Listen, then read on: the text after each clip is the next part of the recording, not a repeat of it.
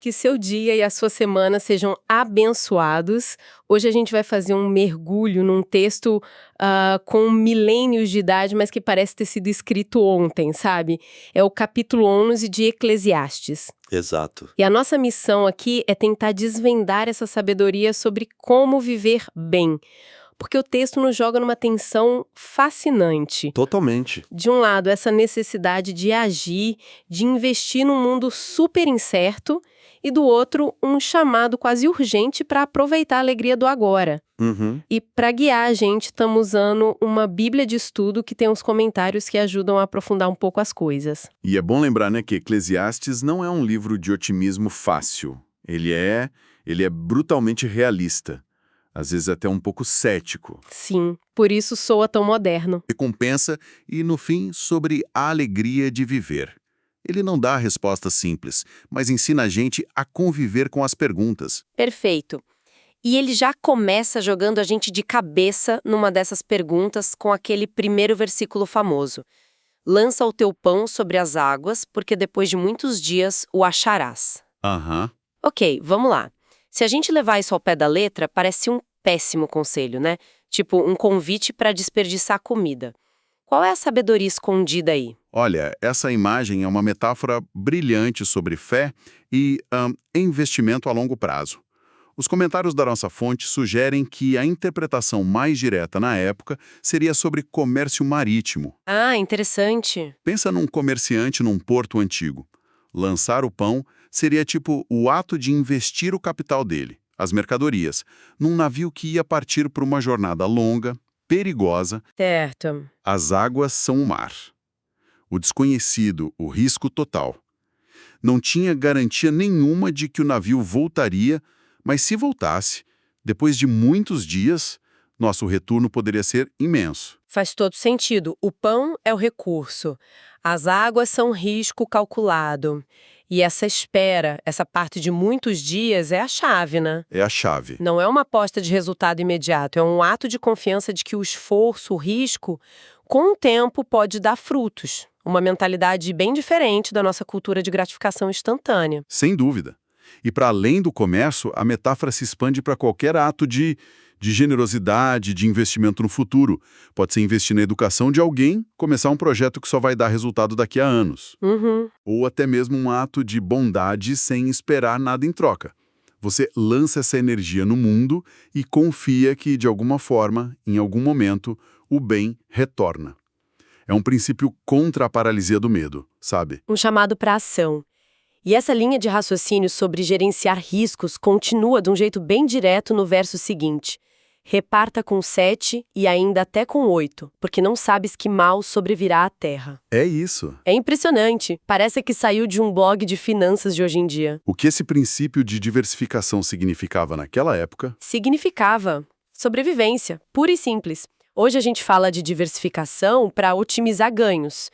Na antiguidade era para minimizar perdas catastróficas. Nossa, é muito mais profundo. Pensa num fazendeiro. Se ele plantasse tudo num campo só e viesse uma praga ou uma inundação, ele perdia tudo. Mas se ele tivesse 7 ou 8 pequenas plantações em lugares diferentes, um desastre localizado não levaria ele à ruína. Certo. O texto parte do princípio de que o futuro é imprevisível. Não sabes que mal sobrevirá. Então, a única estratégia sensata é não colocar tudo num lugar só. E é interessante pensar como isso vai além do dinheiro. A gente vê isso na vida profissional, por exemplo. A pessoa que desenvolve múltiplas habilidades, em vez de depender de uma só, que pode ficar obsoleta. Exato. Ou até nas relações. A importância de ter uma rede de apoio diversa, né? Para não sobrecarregar uma única pessoa. É uma sabedoria de resiliência. Perfeito. É uma estratégia para navegar a incerteza da vida. E o texto continua, explorando justamente o que nos impede de agir. A nossa obsessão por certezas. Os versículos 3 e 4 são um retrato disso. Ah, sim. Quem observa o vento nunca semeará. E o que olha para as nuvens nunca fará a colheita. É isso. Poxa, isso é a descrição perfeita da paralisia por análise. Quem nunca, né? Eu mesma já adiei projetos por meses, esperando o momento certo, a inspiração perfeita, que claro nunca chegou. Pois é. A gente fica tão ocupada olhando para as nuvens, para os possíveis problemas, que nunca coloca semente na terra. E o autor de Eclesiastes diria que essa busca pela condição perfeita é uma tolice, porque a vida é, por natureza, incontrolável nos detalhes. Ele usa uma analogia muito poderosa no versículo 5. Qual é? Assim como tu não sabes qual o caminho do vento, nem como se formam os ossos no ventre da mulher grávida, assim também não sabes as obras de Deus, que faz todas as coisas. Uau! Existem processos fundamentais da existência que estão simplesmente além da nossa compreensão. Tentar prever tudo é arrogância. Ok. Então, se não podemos prever e não podemos controlar tudo, qual é a saída? Aceitar o caos e não fazer nada? Aí é que está a virada genial do argumento. A conclusão não é a passividade, é a diligência incansável. Se a incerteza é a regra do jogo, a única resposta lógica é continuar jogando. Certo. É o que diz o versículo 6. Pela manhã semeia a tua semente e à tarde não retenhas a tua mão, porque tu não sabes qual prosperará, se esta, se aquela, ou se ambas igualmente serão boas. A lógica é irrefutável. Totalmente. Já que você não sabe qual esforço vai dar certo, a solução é ter múltiplos esforços. É diversificar não só os ativos, mas as ações. Nossa, é uma filosofia de vida muito robusta. É um chamado para ação constante, não para especulação paralisante. Mas aí, Sim. depois de todo esse foco em risco, trabalho, planejamento, a gente podia pensar que o autor é um workaholic, né? Sem tempo para mais nada. E ele nos surpreende completamente. O tom muda e a gente chega numa das linhas mais poéticas do livro. Verdadeiramente suave à luz e agradável aos olhos ver o sol. O que essa mudança representa? Essa transição é o coração do capítulo. Depois de nos ensinar a trabalhar com sabedoria, o autor nos lembra por que a gente trabalha. Certo. A nossa fonte de estudo esclarece que, na simbologia bíblica, luz quase sempre representa a vida, a alegria, sabe? A vitalidade. E as trevas, em contrapartida, representam a morte, a adversidade. Entendi. Portanto, ver o sol é uma maneira belíssima de dizer aproveite o dom da vida. O propósito não é só se preparar para o futuro, mas encontrar significado e beleza no agora. Mas, no estilo típico e realista de Eclesiastes, a celebração não vem sozinha, né? Logo em seguida, no versículo 8, vem o contraponto. Também se deve lembrar dos dias das trevas, porque hão de ser muitos. Pois é. Parece um balde de água fria. Por que trazer a lembrança da escuridão justamente quando estamos falando da alegria de ver o sol? Parece um balde de água fria, não é? Mas e se a intenção for outra? Não se trata de pessimismo para anular a alegria, mas de perspectiva para aprofundá-la. Como assim? É a consciência da finitude que dá valor ao momento. Saber que os dias de sol não são infinitos e que as dificuldades, os dias de trevas, virão. Isso nos força a valorizar o presente de uma forma muito mais intensa. Ah! A lembrança da escuridão não apaga a luz, ela a torna mais brilhante, mais preciosa. É um chamado para viver plenamente, não apesar da fragilidade da vida, mas por causa dela. Essa tensão entre viver o agora e estar ciente do futuro chega ao ponto máximo no versículo 9 que se dirige aos jovens. Sim, um verso poderoso. Alegra-te, jovem, na tua mocidade. Anda pelos caminhos do teu coração. Sabe, porém, que por todas essas coisas te trará Deus a juízo. Aqui é que fica realmente interessante. Como a gente reconcilia isso? É a grande questão. Parece uma permissão para ser livre, seguida de uma ameaça. É um divirta-se, mas cuidado. Ou tem algo mais profundo aí? Tem algo muito mais profundo. Essa é a grande questão sobre liberdade e responsabilidade. Os comentários que a gente estudou apontam que não é uma contradição. É um convite para uma alegria madura. Uma alegria madura. Exato. Não é faça o que quiser e depois pague o preço.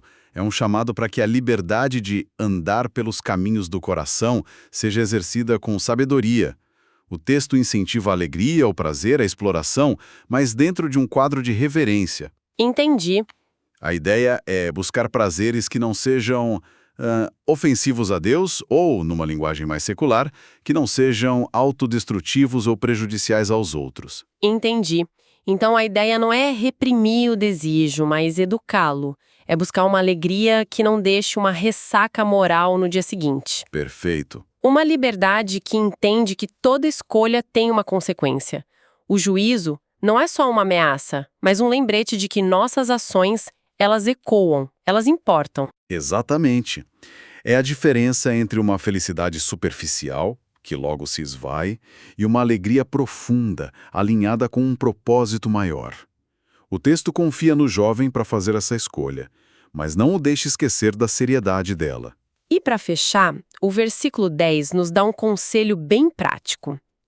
Afasta, pois, a ira do teu coração, porque a adolescência e a juventude são vaidade. A palavra vaidade, em Eclesiastes, sempre me intrigou. É uma palavra-chave no livro todo. Dá a impressão de que a juventude não tem valor, que é algo fútil. É essa a intenção? Essa é uma interpretação muito comum, mas que perde a essência do original hebraico. No contexto de Eclesiastes, a palavra traduzida como vaidade, evel, significa algo como sopro, névoa, vapor. Sopro. Sim, algo passageiro, efêmero, transitório. Não significa inútil ou sem valor.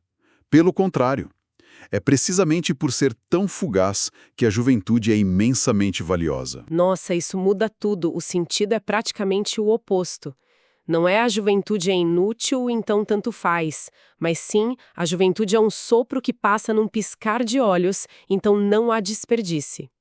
Exatamente. O conselho prático é, já que esse tempo de vitalidade é tão curto, não o desperdice com sentimentos destrutivos. Afasta a ira do teu coração e o mal do teu corpo. Não gaste essa energia preciosa com amargura, com ressentimento.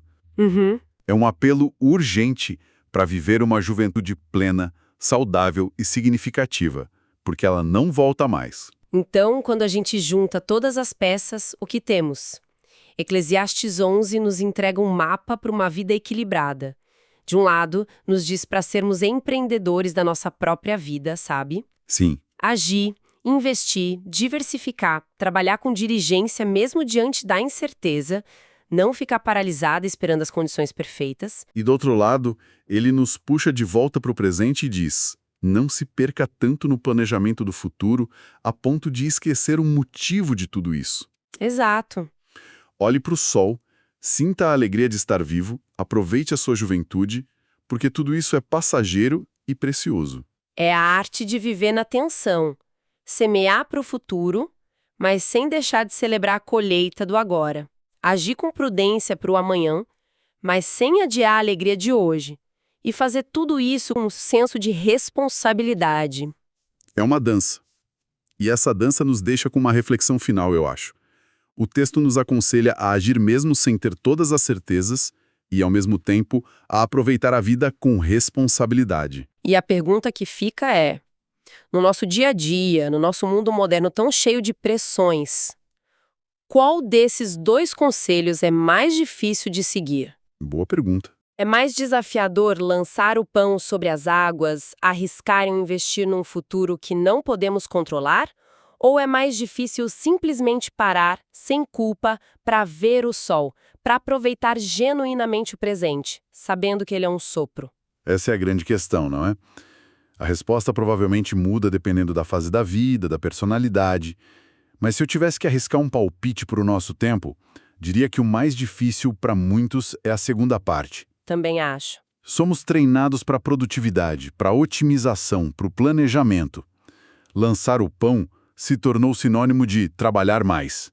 Mas parar para ver o sol, para viver o presente sem a ansiedade do que precisa ser feito depois, isso se tornou o verdadeiro ato de coragem e de rebeldia. Encontrar essa alegria consciente no meio do caos talvez seja o nosso maior desafio. Uma ótima reflexão. Que Deus abençoe todos os ouvintes.